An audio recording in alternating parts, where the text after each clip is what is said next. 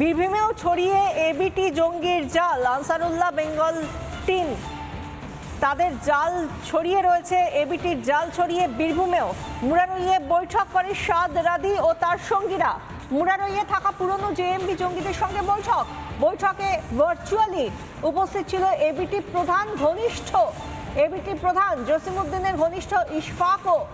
মূলত সংগঠন নতুন করে চাঙ্গা করার উদ্দেশ্যেই এই বৈঠক। ধৃত জঙ্গিদের জেরায় তথ্য বেঙ্গল এসটিএফ এর হাতে। আমাদের সঙ্গে আরো বিস্তারিতভাবে জানানোর জন্য রয়েছেন আমাদের প্রতিনিধি সৈকত পাল।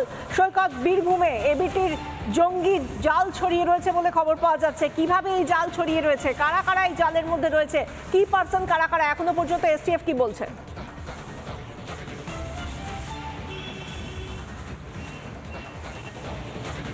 দেখো, এসটিএফ জেরা করে রীতিমতো যে চাঞ্চল্যকর ইনফরমেশন পেয়েছে যে এতদিন জানা গেছিল যে মূলত মালদা মুর্শিদাবাদ এই চত্বরেই এই এবিটি এবং জেএমবির সংগঠন বা জেএমবির জাল ছড়িয়ে রয়েছে, কিন্তু এবারে জানা গেছে বা বেঙ্গল এসটিএফ জানতে পেরেছে যে বীরভূমেও এবিটি অর্থাৎ জঙ্গি সংগঠন এবিটির সংগঠন ছড়িয়ে রয়েছে।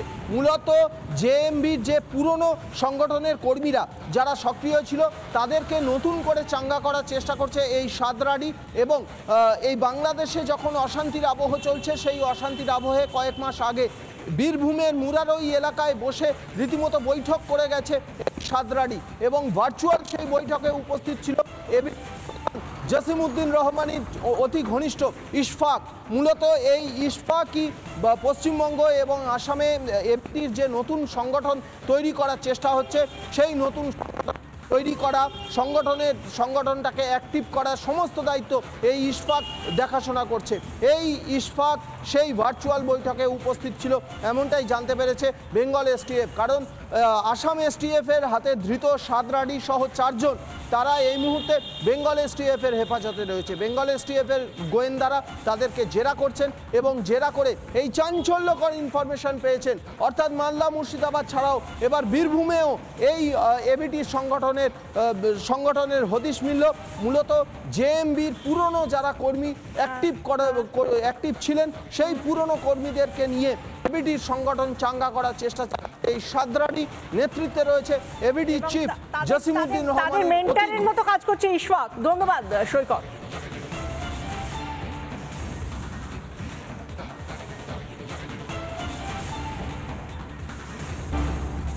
আজ থেকে বিধানসভায় শুরু বাজেট অধিবেশন। আগামী বুধবার পেশ রাজ্য বাজেট, অর্থাৎ আজ সোমবার বাজেট অধিবেশন শুরু হচ্ছে বিধানসভায়, আর আগামী বুধবার পেশ হবে রাজ্য বাজেট। রাজ্যপালের ভাষণ দিয়ে শুরু হবে অধিবেশন শুরুর আগে তৃণমূল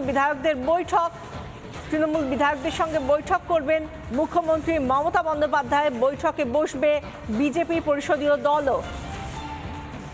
বুধবার রাজ্য বাজেট পেশ, তার আগে আজ থেকে শুরু হচ্ছে বিধানসভায় বাজেট অধিবেশন।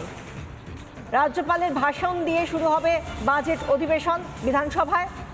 অধিবেশন শুরুর আগে তৃণমূল বিধায়কদের সঙ্গে বৈঠক করবেন মুখ্যমন্ত্রী মমতা বন্দ্যোপাধ্যায়। অন্যদিকে বৈঠকে বসবে বিজেপির পরিষদীয় দলও।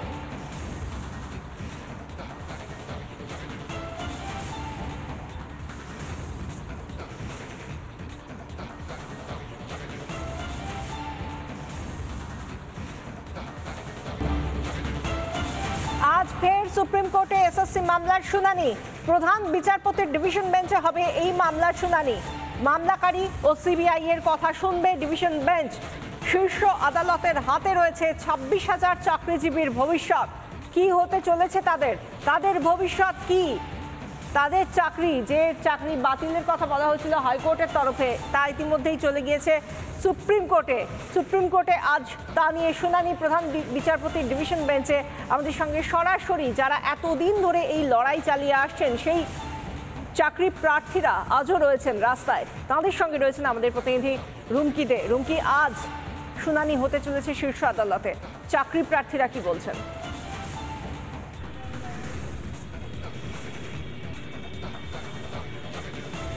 দেখো বিশাখা, 2016 সালে তারা পরীক্ষা দিয়েছিলেন এবং তারা চাকরিরত, তারা চাকরি করছেন এবং শিক্ষক শিক্ষিকা হিসেবে দীর্ঘদিন তারা চাকরি করেছেন, বেতন পেয়েছেন এবং সেই সমস্ত শিক্ষক শিক্ষিকারা লাগাতার আন্দোলন করছেন, রাস্তায় বসে রয়েছেন।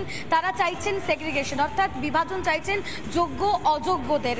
আজকে সুপ্রিম কোর্টের শুনানি অত্যন্ত গুরুত্বপূর্ণ, তার কারণ 27 জানুয়ারি যে শুনানি হয়েছিল সেই শুনানিতে প্রধান বিচারপতি তিনি বলেছিলেন যে আজকের মধ্যেই কিন্তু শুনানি তিনি শেষ করতে চাইছেন। সেই জায়গা থেকে খুব গুরুত্বপূর্ণ আজকের এই শুনানি। এই মুহূর্তে যারা রয়েছেন তারা কিন্তু প্রতিবাদ জানাচ্ছেন, তারা স্লোগান দিচ্ছেন, তারা একটাই দাবি জানাচ্ছেন যে সেগ্রিগেশন, অর্থাৎ যোগ্য অযোগ্যদের বিভাজন করতে হবে। তারা যোগ্যভাবে চাকরি করছেন, পরীক্ষা দিয়েছেন, তাই তাদের পরীক্ষা দেওয়াটা তারা যোগ্য হিসেবে দিয়েছেন, পাশ করেছেন।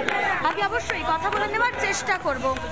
দাদা একটু কথা বলবো, আজকের শুনানি অত্যন্ত গুরুত্বপূর্ণ, কারণ প্রধান বিচারপতি তিনি বলেছিলেন যে আজকেই তিনি শুনানি শেষ করবেন। কি বলছেন আপনারা, কি ভাবছেন?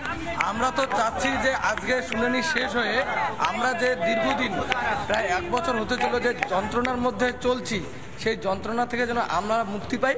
আর আমরা আশাবাদী যে সুপ্রিম কোর্ট আমাদের প্রতি শুধু না, যে আমাদের যে দাবিটা আছে, আমাদের যোগ্য যারা তাদেরকে চাকরিতে রেখে ভারতে আইনের শাসন, যে আইন বলতে আছে, আইন, ভারতীয় আইন কাউকে মানে খারাপভাবে দেখে না, যে যার দাবি সেটা পায়, সেটা প্রতিষ্ঠা পাবে সুপ্রিম কোর্টে, এই আশা আমরা রাখছি।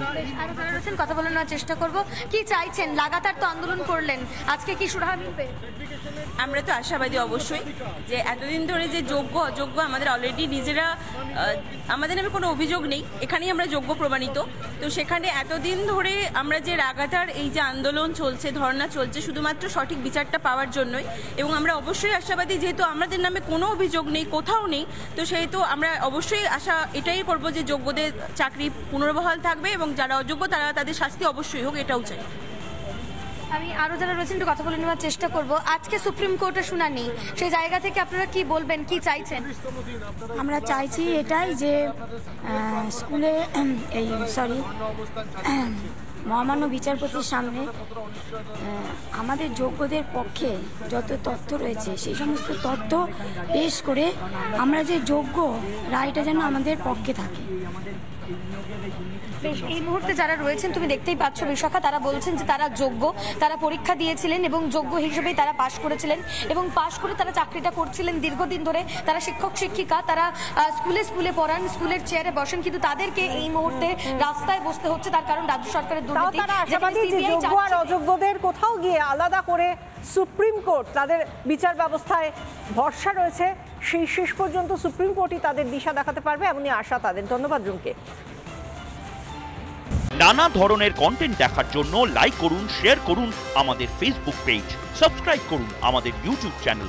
পাশাপাশি অন্যান্য ব্রেকিং নিউজের জন্য অবশ্যই চোখ রাখুন রিপাবলিক বাংলায়।